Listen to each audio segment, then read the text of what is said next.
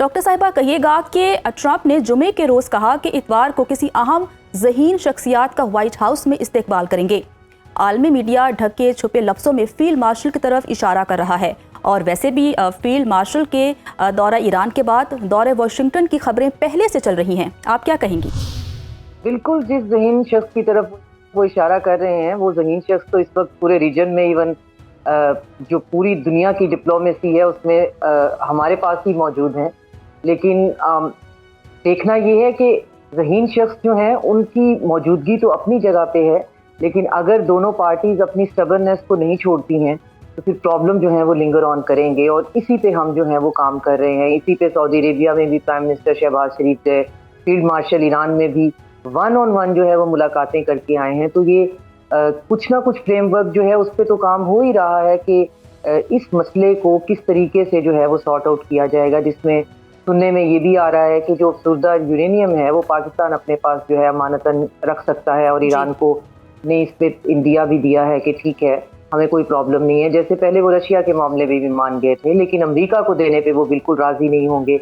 और ख़ास तौर पे अपना जो प्रोग्राम है न्यूक्लियर पीसफुल प्रोग्राम, जो कि कैंसर के आइसोटोप बनाने के लिए या इलेक्ट्रिसिटी जनरेशन के लिए या वैसे मेडिकल के पर्पसेस के लिए इस्तेमाल होता है, उसको वो ख़त्म करेंगे। क्योंकि वजह ये है कि एक सैंक्शंस कंट्री के ऊपर अगर आप उसे कहें कि आपके पास इनरिच्ड यूरेनियम की कैपेसिटी आप ख़त्म करें और आप इनरिच्ड यूरेनियम जो है वो आप ख़रीदना शुरू कर दें, तो वो तो बेचारे एक पैनाडोल भी पिछले 40 साल से नहीं खरीद पा रहे हैं। तो इनरिच्ड यूरेनियम जो है वो ओपन मार्केट में बिकता है, लेकिन वो कैसे खरीद पाएंगे अपने पीसफुल पर्पसेस के लिए? तो वो उसको खुद इनरिच करना चाहते हैं टू सर्टेन डिग्री, जहाँ तक उनकी ज़रूरत हो। तो इसमें ये सारी की सारे मामलात जो हैं सिर्फ उस सूरत में तय पा सकते हैं जिसमें अमेरिका जो है वो इलॉजिकल और अनजस्ट जो है जो डिमांड्स हैं उनको साइड पे रखेगा। और मेरा ख्याल है कि रिटॉरिक की हद से बाहर उन्होंने ये सोच लिया है कि हमने जो बिहाइंड द क्लोज डोर बात करनी है वो बातें जो हैं वो जस्टिफाइबल हैं और वो लॉजिकल हैं, जैसे कि ईरान के जो हैं फ्रोजन एसेट्स को, ईरान पे सैंक्शंस को हटाना, और उसके बाद स्टेट ऑफ हॉर्मुज़ का कोई म्यूचुअल एग्रीएबल सोल्यूशन जो है वो ढूंढना। तो उसके इवज़ में अगर ईरान जो है वो अपना इनरिच्ड यूरेनियम का प्रोग्राम रोल बैक किए बगैर अपना इनरिच्ड यूरेनियम अपने किसी तसल्ली के जो अपने किसी दोस्त ममालिक के पास रखवा देता है, तो मेरा नहीं ख्याल कि ईरानियों को इस पे कोई प्रॉब्लम होगा। लेकिन जहाँ तक उनका प्रोग्राम रोल बैक करना है, इस पे वो ना बात करना चाहते हैं ना वो बात करेंगे। लेकिन अगर ये भी उनको वहाँ से उठवाकर किसी और मुल्क में रखवानी है तो ईरान के प्रॉब्लम्स जो हैं उनकी डिप्लोमेटिक और इकोनॉमिक आइसोलेशन को ख़त्म करना होगा। उनकी डिप्लोमेटिक आइसोलेशन ख़त्म की जाए, जो कि उनको पिछले आपने 40-50 साल से उनके सैंक्शंस की हुई है, उनकी इकोनॉमिक आइसोलेशन को ख़त्म किया जाए। उनको मेन स्ट्रीम जो है उनका स्विफ्ट सिस्टम से उनका स्टेट बैंक बाहर निकला हुआ है, ट्रांजैक्शंस नहीं हो सकती हैं, लेन देन पैसों का नहीं हो सकता है। तो ये बहुत ऐसे मसाइल हैं कि ईरान अगर इन मसाइल का हल का मिलता है ईरान को, तो ईरान सर्टेन डिग्री के कंप्रोमाइज़ पे भी तैयार हो जाएगा। और एक जो है कि जी आपने न्यूक्लियर बॉम्ब बनाना नहीं है, तो वो कहते हैं हमने नहीं बनाना, ये आपने हमें क्या बताना है, हमने नहीं बनाना। लेकिन जहाँ तक हमारी कैपेसिटी है, जैसे फ्रांस के पास जो है पूरी इलेक्ट्रिसिटी जो है वो अपनी जनरेट करते हैं न्यूक्लियर पावर से, चाइना के अंदर न्यूक्लियर पावर से। तो एक आप एक मुल्क को कैसे रोक सकते हैं कि आप जी अपनी न्यूक्लियर एनर्जी जो है पीसफुल पर्पसेस के लिए आप उसे यूज ना करें? वो एनवायरनमेंट फ्रेंडली भी है, वो कॉस्ट इफेक्टिव भी है, तो आप उसको इस बात पे आमादा कर लें। तो इसी चीज़ के ऊपर जो है हम जो है वो हर जगह पे जो कि इंफॉर्मेशन बाहर आती है कि जो हमारी कोशिश है कि हम ईरान को इस चीज़ पे, और ईरान को खुद भी पता है कि कन्विंस कर लें कि इसमें से मैक्सिमम आप जो कुछ इस डील में से कर सकते हैं आप करिए, क्योंकि आपके बाकी प्रॉब्लम बहुत बड़े हैं।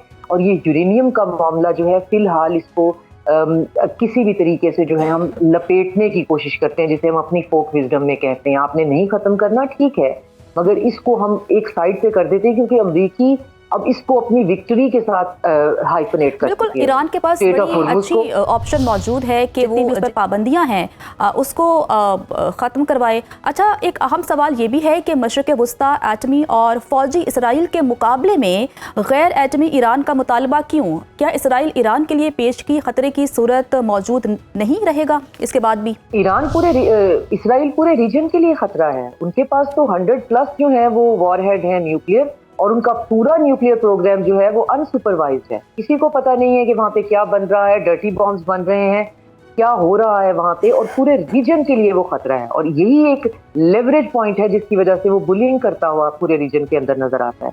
इसी एक पॉइंट के ऊपर उन्होंने अमेरिका को इस जंग के अंदर धकेल दिया है, जो लास्ट टाइम जो यूएस मीडिया जो है वो बताता है या पैरेलल मीडिया डिस्कस करता है कि आखिर क्यों जो है वो जेडी वेंस की गैर मौजूदगी में मारा-लागो में जब नेतन्याहू आके मिला तो ऐसी क्या बात हुई होगी जो व्हाइट हाउस में नहीं हुई, उसके लिए वो मारा-लागो गया और वहां पे कैसे कन्विंस किया। तो उसमें बाकायदा ये रिपोर्ट्स हैं कि नेतन्याहू ने कहा कि अगर आप नहीं जाएंगे तो हम जा रहे हैं, जो कि मार्को रूबियो ने बाद में एक प्रेस कॉन्फ्रेंस में भी कहा कि अगर हम ना जाते तो इसराइल डिसाइड कर चुका था, और डिसाइड भी वो ये कर चुका था कि ठीक है, हम अगर आपके बगैर हमारे पास हम उस तरह नहीं लड़ पाएंगे तो हमारे पास न्यूक्लियर तो है। तो ये बार बार न्यूक्लियर की बात करके अमेरिका को भी जंग में धकेल लेते हैं और पूरे रीजन के लिए एक बहुत बड़ा खतरा है।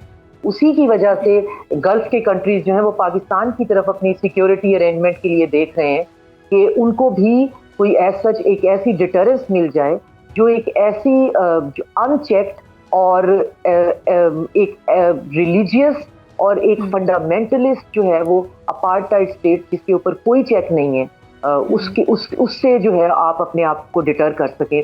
तो जब तक इसराइल इस सूरत हाल में और इस पोजीशन में और इस पॉस्चर में मौजूद रहता है, रीजन में तो क्या पूरे दुनिया के अंदर अमन नहीं हो सकता।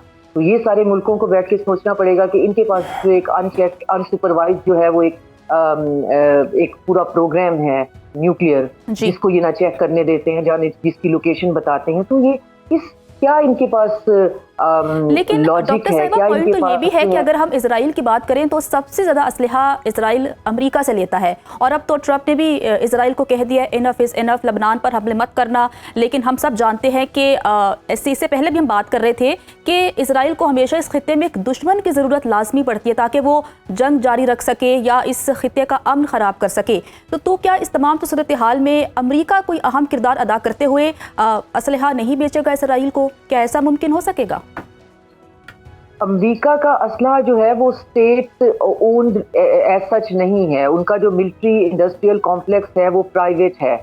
तो प्राइवेट होने की वजह से वो जो प्राइवेट इंडिविजुअल्स और कंपनीज हैं वो जिसको चाहे वो असलहा खरीद सकती हैं, लेकिन उसमें बहरहाल कुछ इन्होंने शराइत आयद की हुई हैं कि कुछ ऐसे जो हथियार हैं जो कि हमारे लिए ज़रूरत है, जो हमारे दुश्मन के हाथ नहीं जाने चाहिए वगैरह वगैरह, उस पर इनका कोई है, इन्होंने कोई हल्की फुल्की सी कानून साजी की हुई है। वरना वो ओपन मार्केट में जो मिलिट्री इंडस्ट्रियल कॉम्प्लेक्स है वो किसी को भी बेच सकता है। और वो सारे का सारा जो है मेजॉरिटी जो है वो ज़ायनिस्ट हैं, वो सारे यहूदी लॉबी है, वो इजरायली फर्स्ट लोग हैं। तो वो ना सिर्फ इसराइल को बेचते हैं, पूरी दुनिया को भी, जहाँ जहाँ इसराइल को और अमेरिका को जो है वो सपोर्ट चाहिए होती है वो इसको एज अ लेवरेज यूज़ करते हैं। तो इसमें अमेरिका उसको कितना असलहा नहीं बेच सकता, ये तो एक बहुत बड़ा क्वेश्चन मार्क है, क्योंकि अमेरिकी इकोनॉमी जो है वो भी बहुत हद तक उस पर मुनहसर भी है उसी मिलिट्री इंडस्ट्रियल कॉम्प्लेक्स। लेकिन बिल्कुल अभी अमेरिका की जिम्मेदारी है कि वो इसराइल को कंट्रोल करे। अच्छा डॉक्टर साहिबा, एक और पॉइंट है जिस पर मैं आपसे बात करना चाहूँगी। हम सब जानते हैं कि इंटरनेशनली या आलमी मंजरनामा जो है वो तब्दील होता हुआ नज़र आ रहा है। आप जानती हों कि वज़ीर ख़ारजा मुलाकात हुई है जिसमें पाकिस्तान, कतर और तुर्की के जो वज़ीर ख़ारजा उन्होंने आपस में मुलाकात की है। तो आपको क्या लगता है कि आगे आने वाला वर्ल्ड ऑर्डर क्या होगा? ये जो अनातालिया डिप्लोमेसी फोरम हुआ है उसके ऑप्टिक्स ही इतने बेहतरीन हैं, उसमें जिस तरीके से, जितने कॉर्डियल तरीके से खासतौर मुलाकातें जो है वो कर रहे हैं सबके सब, और उसमें ख़ास तौर पे जो वज़ीर ख़ारजा है आज़रबाईजान के, तुर्की के, पाकिस्तान के और सऊदी अरेबिया के, उनके दरमियान जो डिस्कशंस जो है साइड लाइन पे तय पाई हैं वो यही है कि हमें, जो मैं बार बार अर्ज कर रही हूँ, कि हमें इस सिचुएशन में अपना कोई इंडिजिनस, कोई होममेड प्लान जो है वो लेके आना है। और उससे मेरी मुराद ये है कि हम अपने रीजन की सिक्योरिटी और उसका इकोनॉमिक फ्रेमवर्क इस तरह का तय करें कि हमें बाहर से किसी पुलिसमैन की या किसी सुपरवाइज़र की ज़रूरत ना पड़े, और हम आपस के जो प्रॉब्लम हैं वो खुद से इस तरह से सॉल्व करें कि हमारा फ्यूचर जो है वो सेफ हो जाए। तो उसमें पाकिस्तान एक पिविटल रोल जो है वो प्ले कर रहा है, क्योंकि पाकिस्तान मेरी अंडरस्टैंडिंग में वो पूरे का पूरा जो फ्यूचर का जो एक फ्रेमवर्क है सिक्योरिटी का, उसका ब्लूप्रिंट जो है बिल्कुल, वो आपने उसके विजन से पाकिस्तान है, के जिसको किरदार की मैंने बात की। डॉक्टर साहिबा, वक्त बहुत कम है, तो मैं ब्रीफली आपसे जानना चाहूंगी कि एक दफा बातें होती थी कि दुनिया के फैसले पाकिस्तान में हुआ करेंगे, और आज हम देख रहे हैं कि इतना बड़ा फैसला पाकिस्तान में होने जा रहा है। तो पाकिस्तान की कितनी बड़ी सिफारती कामयाबी है, जरा ब्रीफली कमेंट कर दीजिए। ये इसका ब्रीफेस्ट कमेंट ये है कि ये टेक्स्ट बुक्स में पढ़ाया जाएगा और ये इसके ऊपर जो है बाकायदा रिसर्च होगी। और मैंने इसके लिए एक टर्म भी कॉइन कर ली है कि ये मल्टी नोडल डिप्लोमेसी है, और ये बाइनरी जो ब्लॉक पॉलिटिक्स है माजी की, उससे बिल्कुल हटके है। ये अस वर्सेस देम पे नहीं है।